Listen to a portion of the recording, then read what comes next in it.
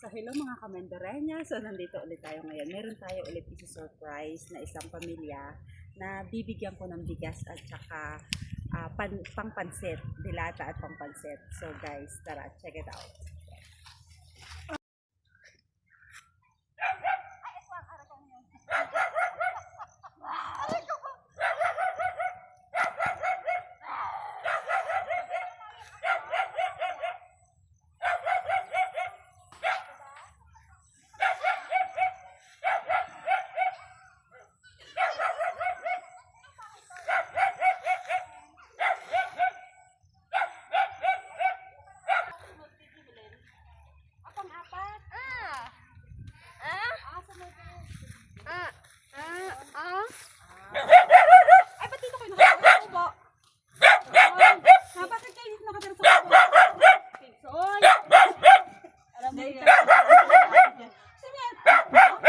May baby ka?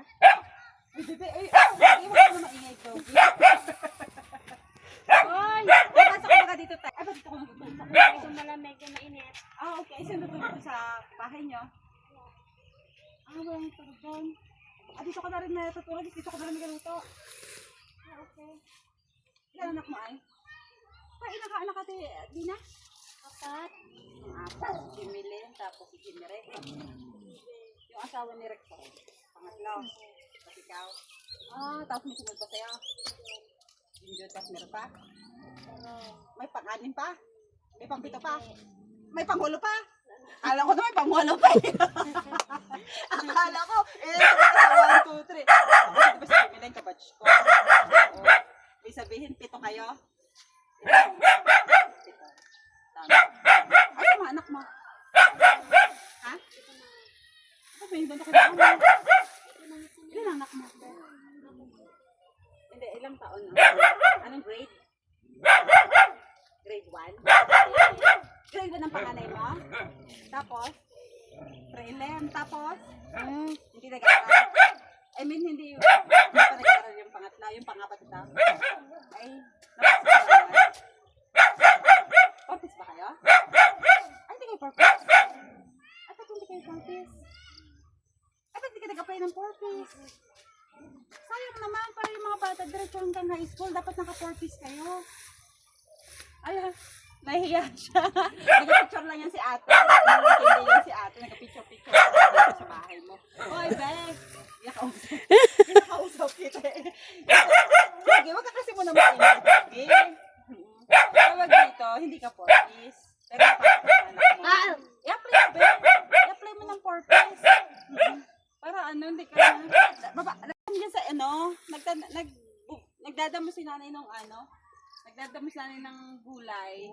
Ano din talaga eh. Sibuyas. Ayan, hayaan mo lang, kakuha lang yan si ate dyan. Hayaan mo lang si Jan. Hindi nga, tawag dito. Ay, saan si Roland? Ay, sino nga yung asawa mo? Taga dito ba yan? Taga-Banban. Taga Banban. Asan siya? Yun, kaya ako ba yung Katulong siya ng Banban. nagpuntahan doon, naiwan niya yung kaputi niya kahapon. Ay, saan siya nagtatrabaho? Saan siya nagtatrabaho? Wala pa man yung trabaho mo. Ay, tari ka pagkita tayo. Tingnan mo pagkita tayo dito, oh. Video mo mga dito. Yan na. Teka tayo. Ano? Halika tayo. Sigsoy! Teka tayo, video mo. Yan na. Ito, may baby siya, guys. Ito. Oh my God. Halika, teka. Sigsoy. Ito. Ito yung, dito sila natutulog. Balik kubo nila ito. Dito sila natutulog. Hindi, nahiya na to siya. Len. Len mo, maya, Len. Tapos, may baby siya. Pang-apat niyang anak yan. Tapos, ito, guys. Dito sila nagluluto. Yan.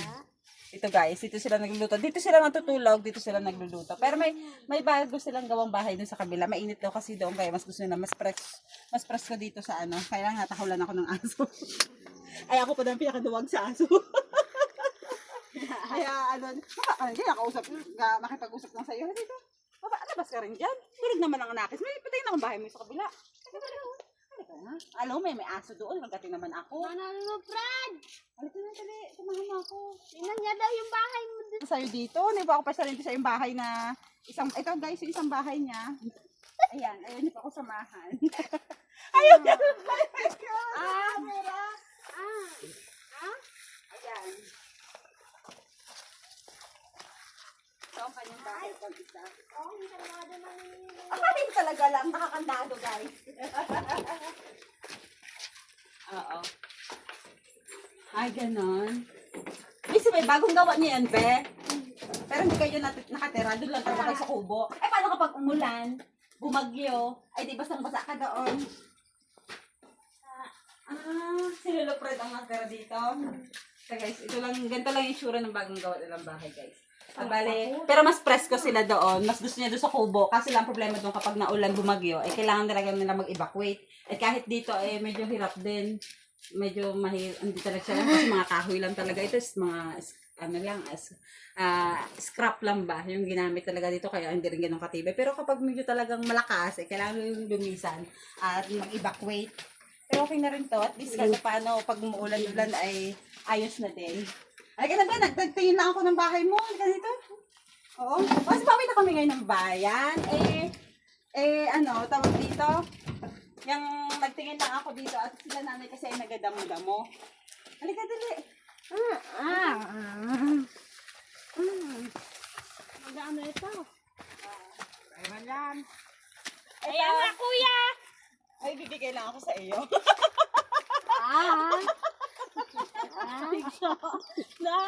Yan mo yan? Bibigay ko lang sa iyo. Pagpasensya mo na yung nakaya ng kumpigas, dilata, at pangpansit mo. Ito guys. Pero matago talaga ako. Tatanggapin ko talaga. Kahit daw tumago siya, tatanggapin niya pa. Sabay ko. Why ka? Nang, pero na lang. Yan pag tumakas na ako. Nasumbong niya pa ako sa nanay ko. Guys, ito pa kayo nagbablog ng charity na tumatawa ako. Oh my goodness. Yan. Ay, hindi na sabi. Sino mo na? Ay, ito na. Ay. So guys, kasi wala yung mga bata, ay ito lang, mabigyan ko ng konting tulong bago ako umuwi ng San Jose. Kaya ng di kayo magsala. bigas at saka pansit. Ayan guys. Magalabas ako tayo. Kasi yung mga anak niya naman pala ay nag-aaral din. Ang problema lang, hindi sila porfies. Obe, kunin mo sa akin. Babalik ko to. Ipamigay ko to sa iba. Kunin mo sa akin. Kunin mo sa akin. Damputin mo sa akin. Ay, hindi. Kunin to ni Roland. Kuya, dala tayo. Mga iyan. Ayan, May kahit pa panghanda paano. na ako. Mag-ano ka lang, be? Mag-shoutout ka rin sa mga viewers ko. Baka may gusto ko rin sabihin sa mga viewers ko. Shoutout ka lang konti sa mga viewers ko. Kahit ano sabihin mo, din na. Oo, kasi guys, ano siya dito, kabarangay ko sa Lourdes. Ayan, bago mala ako umuwi sa San Jose, nabigyan ko siya. Kasi binanggit lang nila ate kanina. Kaya kahit pa paano, mapuntahan kita. Kasi nandun ka kasi nakikipag-marites ka pa. Ano? Sinama niya pa talaga ako sa Maritisto. Tapos naka-vlog pa yata. Hindi ako marites. Hindi ako galit. O sige, baka Beb, may gusto kong batiin mo yung mga viewers natin. Hindi na kahit anong sabihin mo, gusto mo lang sabihin sa mga viewers natin. Sige, magkata ka lang. Baka may gusto ko. Kayo lang yata ang Ito yung mga surprise visit na hindi niya ine-expect. Sarap niya. Pati ako napahawak ko. Pero pawisan tuloy ako. Sige na, Beb. Baka may Kuya, ikaw nga iya magsabi yan. Sige na, dali. Siyempre, kahit konti na para matuwa din ang mga viewers natin. And nga pala, gusto ko ulit magpasalamat sa ating mga sponsors. Ayan, napakaswerte ko po talaga sa ating mga sponsors. Napakabuti at lambot ng mga puso. So, sana i-bless pa lalo sila ni Lord. Siya daw matigas. Sige na, pwede. Akala ko sa ang sabi, gaano lang yung pala talaga. Na-touch tuloy siya. At hinintay ko talaga siyang bumalik dito sa bahay niya bago ako pumunta kasi doon ako sa taniman ni tatay. Hinintay ko siya doon sa kapitbahay pa. Talaga to, ito yung para tumulong doon sa mga iba pang, mga anak mo? Mga anak niya pala ito. Oo. Yun yung panganay mo? Yan yung pangalan ko yung lalaki pa yung sasawa ni Barang. Yung lalaki yung panganay mo? Ano ka nang mahaya? Paano hindi ako mahiya? Ginulat na ako dito sa yung lalaki. Ibig sabihin nagulat ka ba? Akala ko kung ano lang kasi. Sina, ngayong nalaman mo, hindi talaga siya magsasalita. Hindi ko alam kung na-overwhelmed ba siya, nagulat ba siya. Kasi ako talaga, Kinakabahan inintay ko na talaga ako. siya. Kinakabahan ka? Oo, siguro nagulat ko siya nung pagpunta ko dito kasi talagang totoo niyan. Eh, siya talaga ang purpose ko. Ang problema, wala nga siya dito kanina. Nandoon siya sa kapitbahay. Kaya doon muna ako sa taniman ng gulay ni tatay kanina tumambay. Kasi nga, inintay ko siya bumalik dito. Ngayong nakabalik na siya, and siguro na-surprise, na-overwhelm ko ba? Hindi yan expect. Ayun tong baby niya. Ilang taon ba ba? Nasa po kami isang buwan. Ha? Isang buwan pa lang? Wala pa po. Ah, wala pa isang buwan? Wala pa po. Ay, Diyos me, wala pa isang buwan yan? Ilang weeks pa lang yan? 24 pa po kami isang buwan. Aroy! Oy! Akala ko na-expect ko lang, Diyos ko po. Akala ko mga 1 month mahigit na. I mean, akala ko isang taon na. Si Sir, ano nga ang pangalan mo, Sir? Dali, nahiya si Jimmy Lee. Pinsa, ano, dali. Gulat nila ako, binigyan nila ako ng regalo. Nagpa-vlog kasi ako ng charity vlog. Siguro, hindi makapagsalita itong aking kabarangay na ito. Siguro na-surprise ko siya, nagulat siya sa akin kanina pagpunta ko. Ay, gusto ko lang sabi ko magsalita. Hindi naman po, masarap na bagong sabong nabigay sa amin ng ilang gana to. Tapos meron pa sa balang araw na bibigay uli, o ganyan.